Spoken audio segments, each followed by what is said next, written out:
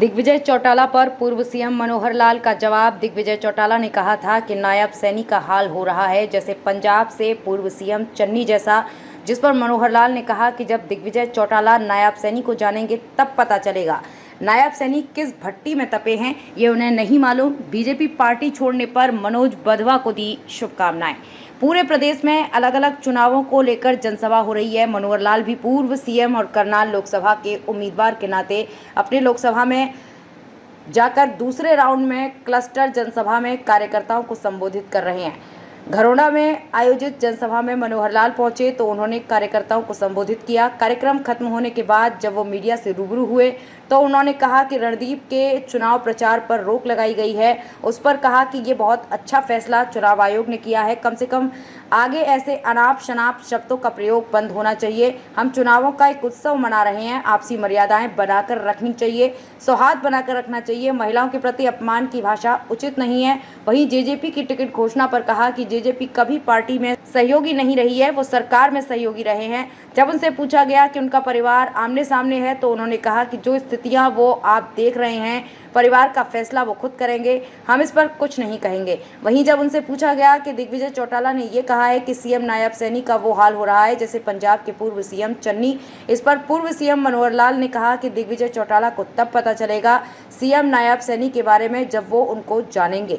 वो किस मिट्टी में तपे हैं वो मुझे मालूम है। वो 1995 से पार्टी के लिए काम कर रहे हैं। हमने संगठन में साथ काम किया है। वो विधायक बने, मंत्री बने, सांसद बने, प्रदेश अध्यक्ष बने और जिस तरीके से उनकी ग्रोथ हुई, ऐसी ग्रोथ किसी नेता की हुई हो।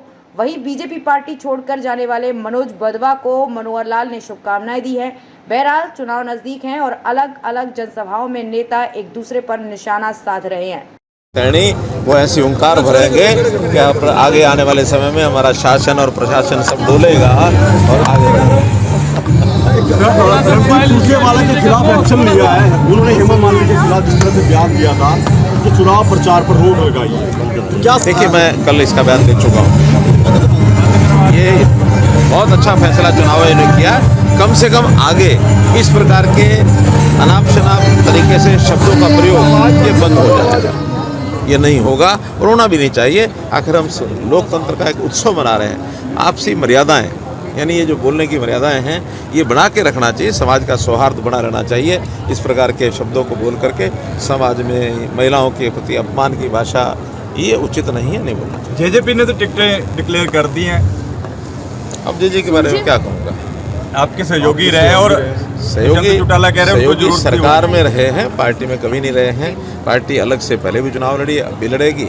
जैसा होगा सामने आ जाएगा। परिवार आमने सामने है उनका, सब हर जगह जैसी स्थितियां हैं वो आप देख रहे हैं। तो उन परिवार का मामला, उसका फैसला वो खुद परिवार करेगी, हमें इसमें नहीं। आज कांग्रेस चुनाव आयोग ने सुरजेवाला को 48 घंटे मैंने का बोल टाइम दिया। दिया। दिग्विजय चौटाला का एक बयान है कि हरियाणा के सीएम नायब सैनी का हाल जो है वो चन्नी जैसा हो जाएगा पंजाब के। नायब सिंह सैनी को जिस दिन वो जानेंगे उस दिन पता लगेगा कि नायब सिंह सैनी क्या है और कहाँ से कौन सी भट्टी में से तपे हुए हैं। वो किस भट्टी से तपे हुए मुझे मालूम है। मेरे वो साथी सहयोगी हैं। आखिर 1995 में हम लोग साथ काम करते रहे हैं। कितने मजबूत निष्ठावान एक सामान्य परिवार से जुड़े व्यक्ति यहाँ तक उठ के आए हैं। मुख्यमंत्री तो आज बने, उससे पहले वो प्रदेश पार्टी के प्रदेश अध्यक्ष बने, उससे पहले लोकसभा के सांसद बने, उससे पहले हरियाणा सरकार में पिछले टर्म में मंत्री बने। उनकी जो ग्रोथ है बहुत स्टीडी ग्रोथ और बहुत तरीके से हुई है। इस प्रकार की ग्रोथ तो शायद ही किसी नेता की होती है। करनाल से पहला इस्तीफा हुआ है, मनोज बधवा ने पार्टी छोड़ी। मनोज बधवा को शुभकामनाएं। चलिए प्लीज। 35 साल तक उसको सेवा करनी होती है समाज में। 35 साल अगर 35 साल में कोई निखट आदमी आके लग गया तो बाद में क्या करेगा? बाद में मास्टर भी लगेगा ना, पढ़ाएगा GIRL बोलो गिरो। तो लिखा है सर, वो कहता है क्या करो, लिखा हुआ है सर, वो तो भी समझ आएगा ये गर्ल क्या बीएमपी गुट रहेगा, बीएमपी गुट रहेगा।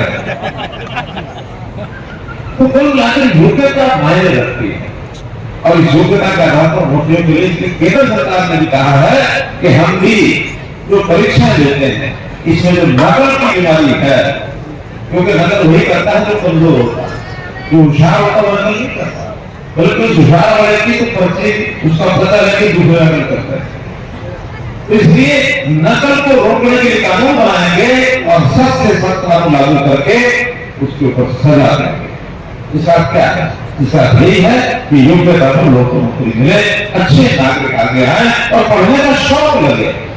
पढ़ाई लिखाई में बच्चों का शौक हो जाता है तो फिर लाइब्रेरी में जाते हैं। 50 के लगभग बच्चे अभी इसमें आ गए, 1000 बच्चों में 50 है। हर किसी की जाति वोट भी है, जाति की वोट नहीं है, जाति को हम वोट है, जाति का संगठन है, अपनी जाति के जो पूरी की हमको दूर करो, जाति के हिसाब से अपने समाज की सेवा करो, स्कूल बनाओ, कॉलेज बनाओ, अस्पताल बनाओ, डिस्पेंसरी बनाओ, स्किलिंग के सेंटर बनाओ, हमारे बच्चे आगे बढ़े, कंपटीशन करो। जाति में कंपटीशन हो तो कोई दिक्कत नहीं, लेकिन जातियों के साथ में शासन व्यवस्था में वोट की व्यवस्था करेंगे कि मेरी जाति का इसलिए वोट डालेंगे, ये ठीक बात है क्या? बताओ, ठीक है क्या? डेमोक्रेसी क्या है?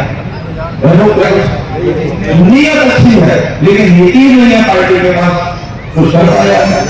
तो धीरे धीरे ध्यान रखिए, हमारा नेता और नरेंद्र मोदी, उस पर भरोसा है कि नहीं है? पार्टी की नीयत पर भरोसा है कि नहीं है? हमारा नीयत क्या होती है कि आपने रहते रहते अपनी अगली पीढ़ी में से बेरोजगारी छांट लो। मोदी की गारंटी ना आपकी ईमानदारी की। मोदी की जो लाइसेंस है मोदी का, ये हमें रिन्यू कराना है। कौन करेगा?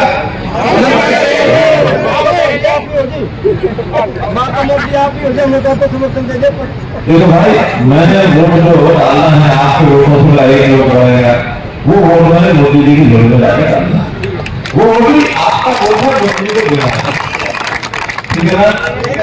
अब मोदी जी के लाइसेंस को मोदी जी के लाइसेंस को रिन्यू करना है। रिन्यू तो 272 में भी हो जाएगा, हो सकता है 543 में 272 और रिन्यू हो गया, लेकिन वो सामान्य रिन्यू है। इस बार सामान्य नहीं, 2 बार पहले कर चुके हैं, इस बार तीसरी बार हमने गोल्डन रिन्यूअल करना है, गोल्डन। और गोल्डन कैसे होगा? अबकी बार और उस 400 में हरियाणा की भी 10 है, और उस 10 में एक करनाल लोकसभा की है ना? अब 10 की 10 पिछली बार में जीती थी, अब इस बार 10 की 10 फिर लोग बुलाएंगे, लेकिन पिछली बार में अंतर क्या हुआ? कुछ भी